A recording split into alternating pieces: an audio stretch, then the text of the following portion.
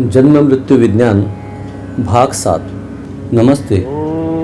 वैदिक विश्व इस YouTube चैनल पर आप सभी का स्वागत है। इस प्रकार अंशात्मक मृत्यु आने के बाद भी मनुष्य अपना अंशात्मक शरीर जिंदा रखने के लिए लगातार छटपटाता है। इस तरह उसका संपूर्ण शरीर क्रमागत रूप से यदि कृत्रिम अवयव कलमों द्वारा बदला जाए तो भी उसे वह पराया अवयव कलम शरीर अपना ही लगेगा। शरीर यात्रा को ही जीवन माना जाए तो पराया अवयव शरीर की यात्रा व्यक्ति को पराई लगनी चाहिए, परंतु प्रत्यक्ष में ऐसा नहीं देखा जाता। इस प्रकार के पराये शरीर अवयव द्वारा संपन्न किए जाने वाले कर्मों को उस शरीर स्थित व्यक्ति को अपने द्वारा ही किए गए कर्म जैसे लगते हैं। उस नवसृजन युक्त नव शरीर में उसका संपूर्ण शरीर न रहते हुए भी उसे उस शरीर के पूर्ववत अहम की भावना बनी रहती है। ऐसी पूर्ववत अहम की भावना उसे क्यों रहती होगी? कारण स्पष्ट है, और वह यह कि यद्यपि अवयव नूतन या पराये हैं तो भी उन अवयवों को चलाने वाली अंतर्शक्ति या जीवात्मा पुरानी ही है। इसलिए उस व्यक्ति को सदा वह वही है, इस प्रकार की भावना बनी रहती है। पुराने कपड़े या जूते बदलकर हम नए ग्रहण करते हैं, परंतु हम वही पुराने ही हैं। शरीर द्वारा कार्य करने वाली जीवात्मा वही है। फिर शरीर उपकरण भले ही भिन्न रहे, यदि हम केवल शरीर ही रहते तो बदलते शरीर द्वारा हमारी स्वयं की भावना भी बदलती रहती, परंतु वैसा हमें नहीं लगता। जैसे एक गाड़ी का त्याग कर हम दूसरी गाड़ी पर सवार होते हैं, परंतु गाड़ी का बदलाव हमें तत्काल प्रतीत होता है एवं यात्रा संपूर्ण होते तक होते रहता है, परंतु अवयवों द्वारा शरीर बदला होकर भी हम में कुछ बदलाव हुआ है ऐसा कदापि नहीं लगता।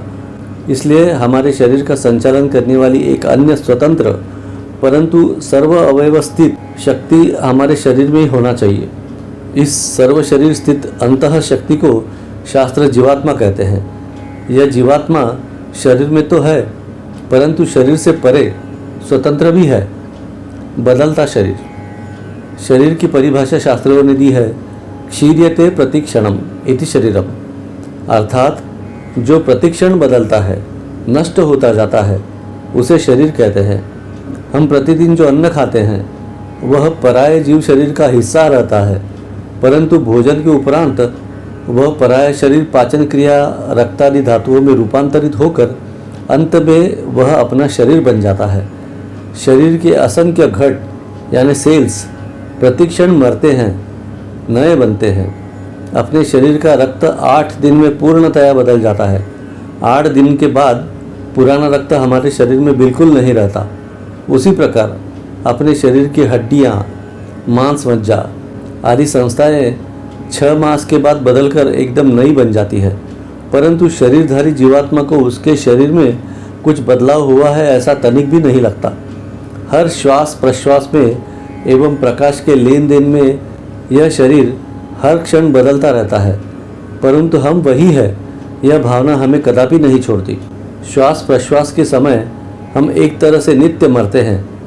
हमारे फेफड़ों में रक्तवाहिनियों द्वारा आने वाले खराब रक्त में स्थित कर्ब श्वास द्वारा अंदर ली गई हवा में स्थित प्राणवायु से संलग्न कर उससे कर्बद्विप्राणित CO2 तैयार कर वह कर्बाम्ल वायु शरीर के बाहर फेंका जाता है। फेफड़ों में स्थित कर्ब हमारी मांस मंजा का एक अंश रहता है। श्वास प्रक्रिया के समय यह कर्ब शरीर के बाहर खींचा जाता है।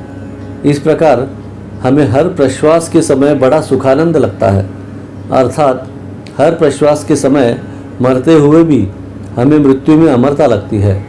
उल्टे प्रश्वास की दूषित वायु यदि फेफड़ों में रोकी जाए तो व्यक्ति अपने शरीर द्वारा प्राप्त कर्बाम्ल वायु द्वारा मृत्यु पा सकता है। इस प्रकार श्वास प्रश्वास द्वारा हर क्षण मरकर भी हम अमर बनते हैं। वैज्ञानिक ढंग से यदि सोचा जाए तो अपने शरीर स्थित ओतप्रोत, जो कि शरीर में सदा भयानक गति से घूमते रहते हैं, बाहर के नए ओतप्रोत को स्थान देकर स्वयं शरीर के बाहर अंतरिक्ष में चले जाते हैं। एवं प्रवर्तितम चक्रम, इस प्रकार की प्रकृति में नित्य नूतनता आती है। जो अखंड रूप से गतिमान है उसे जगत कहते हैं, एवं जो सदा सरकते रहता है उसे संसार कहते हैं। संसरति इति संसारः, जो गतिमान एवं प्रतिक्षण बदलता रहता है, इसी को विश्व कहते हैं। विश्व के सब मूल पदार्थों द्वारा हमारा शरीर बनता है। हर पदार्थ अत्यंत गतिमान ओतप्रोत द्वारा बना है, इसलिए हमारा शरीर भी प्रतिक्षण बदलते हुए भी संघातों का एक भासमान स्थिर अस्तित्व है। फिर भी हमें शरीर पुराना ही लगता है। इसका कारण हम पर सदा छाने वाले पुराने संस्कार हैं। संस्कार अर्थात मन है, एवं मन के कारण ही माया का संस्कार बना रहता है। मन अर्थात कोई स्वतंत्र अस्तित्व नहीं है, सब गृहित संस्कारों का पुलिंदा जैसा अस्तित्व है। प्राणवायु जैसा निर्जीव वायु किसी भी वायु से संलग्न नहीं होता, वरना वह प्रथम उदजन वायु से ही विशिष्ट प्रमाण में संलग्न रहता है। वायु की यह संलग्न वृत्ति संसार में आदिकाल से चलती हुई दिखाई देती है। यह संयोगशीलता उन्हें किसने सिखाई, या उनके अस्तित्व में ही यह विशिष्ट वायुओं से संलग्न होने की प्रक्रिया निहित है। यह संलग्नता प्रक्रिया उन्हें कैसे प्राप्त हुई? उन पर होने वाले सतत संस्कारों के द्वारा। इन्हीं गृहित संस्कारों को मन कहते हैं। इसलिए वायु की संलग्नता में मन का आविष्करण है, ऐसा कहना पड़ेगा। इसलिए जड़ वायु, मूल पदार्थ आदि सब निर्जीव से लगने वाले पदार्थों में मन नामक अवस्था है, ऐसा मानना पड़ेगा। अन्यथा मूल पदार्थों का संयोग असंभव है।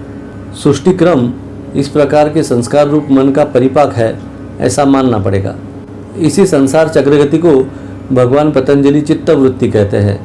चित्त पर अर्थात मूलावस्था पर संस्कार होने से अपने आप मन नामक अस्तित्व उत्पन्न होता है। मन की दौड़ प्रकृति की मूल अवस्था तक पहुँचती है। मन नहीं तो प्रकृति का विलास नहीं, इसलिए प्रकृति का विलास अर्थात मन का विलास है। मन के कारण ही प्रकृति ज्ञान होता है, अन्यथा नहीं। इसलिए विख्यात वैज्ञानिक सर जेम्स जीन्स कहते हैं, there are no events, we come across them. इस प्रकार के सिद्धांतों का अपना मन, शरीर एवं स्वयं का जो भी कुछ हो सकता है, वह कहाँ है? क्या यह केवल कल्पना है, भ्रम या माया है? और इस प्रकार के गतिमान चांचल्य द्वारा प्राप्त शरीर जीवन है या मरण है? वैज्ञानिक ढंग से यदि विचार किया जाए तो अपना शरीर नित्य जन्मता है एवं नित्य मरता भी है। पुनरपि मरणम पुनरपि जननम। परंतु एक भावना मात्र हृदय में सदा ज्वलंत रहती है, और वह यह कि हम वही है। परंतु हम वही है अर्थात क्या है? हम बदलते अस्तित्व या बदलते हुए ओतप्रोत या केवल स्पंदनात्मक अस्तित्व है? स्पंदनात्मक अस्तित्व तो पत्थर या काष्ठ का भी रहता है, परंतु उसके अस्तित्व का कतिपय ज्ञान उसे नहीं रहता। ज्ञान रहता है जीवित को और विशेषता मानव प्राणी को। जैसा कि हमने पूर्व में देखा है कि मन नामक अस्तित्व पत्थर कोयले में भी रहता है, परंतु उसे अपने अस्तित्व का ज्ञान नहीं रहता। ज्ञान के लिए मन के सिवाय और भी अस्तित्व की जरूरी है। उसी ज्ञान प्राप्त करने कराने वाले स्वतंत्र अस्तित्व को जीवात्मा कहते हैं। अनंत संस्कारों द्वारा एवं कर्मों द्वारा ज्ञान प्राप्ति करती है जीवात्मा, न कि केवल शरीर। जीवात्मा शरीर में न रहे तो शरीर काष्ठ जैसी अज्ञान भूमिका में रहता है। यह केवल कल्पना नहीं, वरना प्रत्यक्ष अनुभूति है। आगत अध्याय में इस पर प्रत्यक्ष वर्णन एवं साधना बताई जाए। भारत की प्राचीन विद्या योग साधना के प्रसारण हेतु इस चैनल की निर्मित की गई है। जानकारी अच्छी लगे तो सब्सक्राइब कीजिए, शेयर कीजिए। धन्यवाद।